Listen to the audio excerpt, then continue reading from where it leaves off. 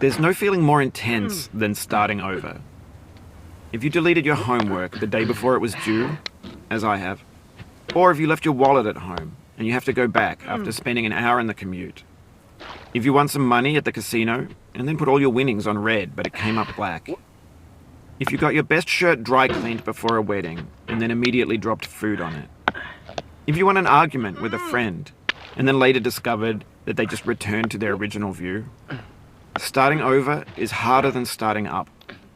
If you're not ready for that, like if you've already had a bad day, then what you're about to go through might be too much. Feel free to go away and come back. I'll be here. Alright, thanks for coming with me on this trip. I'll understand if you have to take a break at any point. Just find a safe place to stop and quit the game. And don't worry, I'll save your progress, always. Even your mistakes. This game is a homage to a free game that came out in 2002, titled Sexy Hiking. The author of that game was Jazzuo, a mysterious Czech designer who was known at the time as the father of B games. And B games are rough assemblages of found objects. Designers slap them together very quickly and freely, and they're often too rough and unfriendly to gain much of a following. They're built more for the joy of building them than as polished products. In a certain way, Sexy Hiking is the perfect embodiment of a B game. It's built almost entirely out of found and recycled parts, and it's one of the most unusual and unfriendly games of its time. In it, your task is simply to drag yourself up a mountain with a hammer. And that act of climbing, in the digital world or in real life, has certain essential properties that give the game its flavor. No amount of forward progress is guaranteed. Some cliffs are too sheer or too slippery. And the player is constantly, unremittingly in danger of falling and losing everything. Anyway, when you start Sexy Hiking, you're standing next to this dead tree that blocks the way to the entire rest of the game. It might take you an hour to get over that tree, and a lot of people never got past it. You prod and you poke at it, exploring the limits of your reach and your strength, trying to find a way up and over. And there's a sense of truth in that lack of compromise. Most obstacles in video game worlds are fake. You can be completely confident in your ability to get through them once you have the correct method or the correct equipment or just by spending enough time. In that sense, every pixelated obstacle in Sexy Hiking is real. The obstacles in Sexy Hiking are unyielding, and that makes the game uniquely frustrating. But I'm not sure Jazzuo intended to make a frustrating game. The frustration is just essential to the act of climbing, and it's authentic to the process of building a game about climbing. A funny thing happened to me as I was building this mountain. I'd have an idea for a new obstacle, and I'd build it, test it, and it would usually turn out to be unreasonably hard. But I couldn't bring myself to make it easier. It already felt like my inability to get past the new obstacle was my fault, as a player rather than as a builder. Imaginary mountains build themselves from our efforts to climb them, and it's our repeated attempts to reach the summit that turns those mountains into something real. When you're building a video game world, you're building with ideas, and that can be like working with quickset cement. You mold your ideas into a certain shape that can be played with, and in the process of playing with them, they begin to harden and set until they're immutable, like rock. And at that point, you can't change the world. Not without breaking it into pieces and starting fresh with new ideas.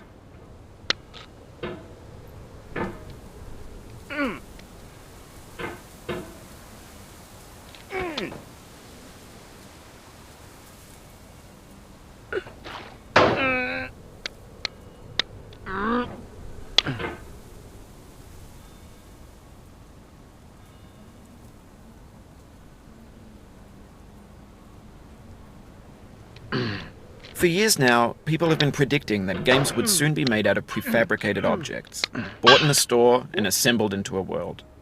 And for the most part, that hasn't happened, because the objects in the stores are trash. I don't mean they look bad or that they're badly made, although a lot of them are. I mean they're trash in the way that food becomes trash as soon as you put it in the sink. Things are made to be consumed and used in a certain context, and once the moment is gone, they transform into garbage. In the context of technology, those moments pass by in seconds.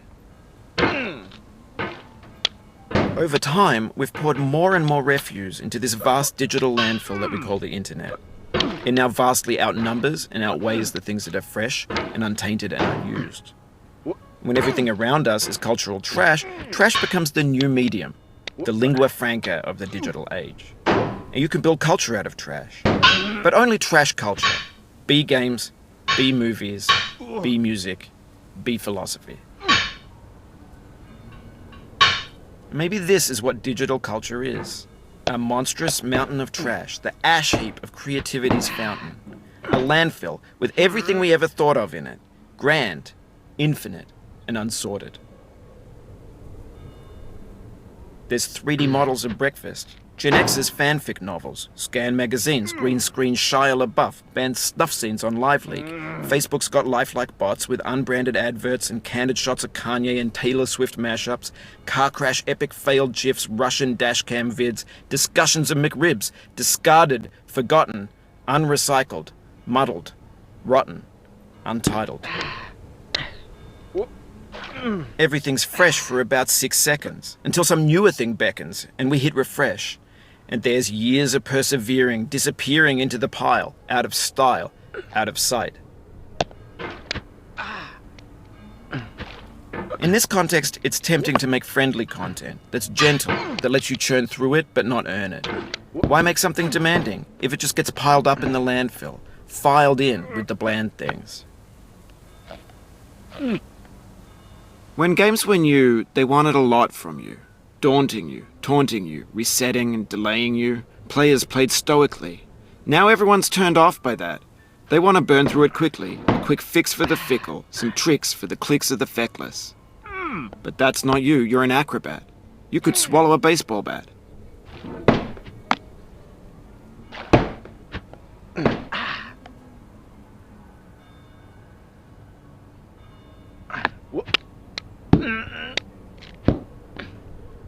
Oh, you just lost a lot of progress.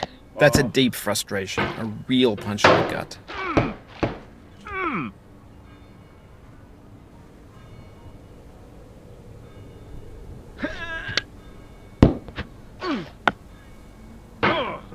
Oof, sorry about that.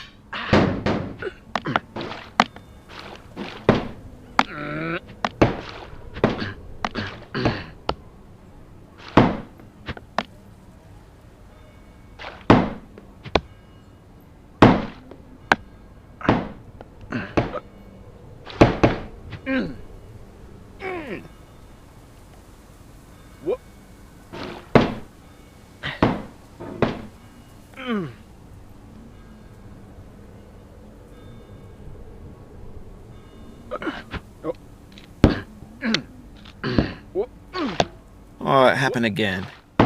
Keep on trying, don't let it get to you.